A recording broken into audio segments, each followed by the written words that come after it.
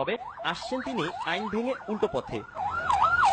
সেই উল্টো পথেই প্রোটোকলের পাশাপাশি তাকে সিগন্যাল পার করে দিতে ব্যস্ত ট্রাফিক সার্জেন্টরা। রেলমন্ত্রী মুজিবুল হকের মতো রাজপথের আইন মানতে রাজি নন আইন প্রণেতাদের কেউ কেউ। পিছিয়ে নেই সরকারি কর্তা ব্যক্তিরাও।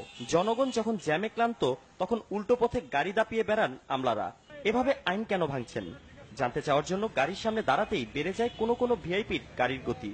তার মাঝেই ঝুঁকি নিয়ে তাদের গাড়ির সামনে দাঁড়ানোর চেষ্টা। ওরা ভুল করছে, আমি বারবার তাকে বলছি এটা আচ্ছা এটা বাদ দিয়ে দেন এখন প্লিজ।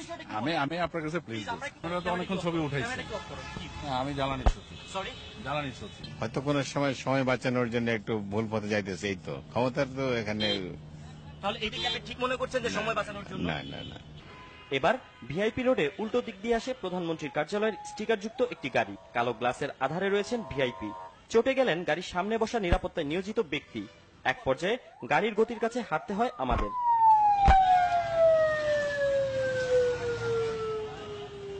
এ তো গেল রাজপথে উল্টো গাড়ি চালানোর কথা, কিন্তু আইন বিচার ও সংসদ বিষয়ক কমিটির সভাপতি সুরঞ্জিত সেনগুপ্ত তো আরো এক ধাপ এগিয়ে।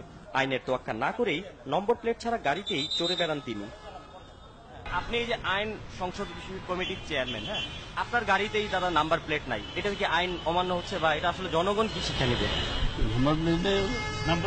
নাম্বার ফাঁসি তো ডিজিটাল করতেছে, লেট করতেছে। যে ডিজিটাল করার জন্য আমার কোনো বেআইনি কারবার নাই।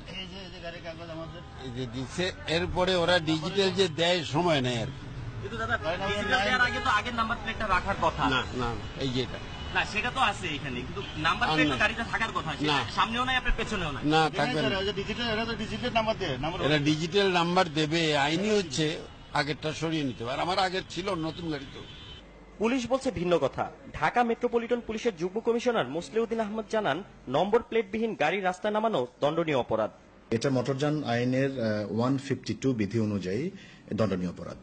ডিজিটাল নাম্বার প্লেট হয়তোবা আপনার পেতে একটু সময় লাগবে, কিন্তু যতদিন না ডিজিটাল নাম্বার প্লেট আপনি পাচ্ছেন ততদিন আপনি ম্যানুয়াল বা অ্যানালগ নাম্বার প্লেট ব্যবহার করতে হবে। অর্থাৎ আপনি গাড়ি চালাতে হলে অবশ্যই আপনাকে গাড়ির বিআরটি এর যে নাম্বারটি আপনাকে দিয়েছে সেই নাম্বারটি আপনি গাড়িতে লাগাতে হবে, ভিজিবল থাকতে হবে গাড়ির সামনে এবং পিছনে।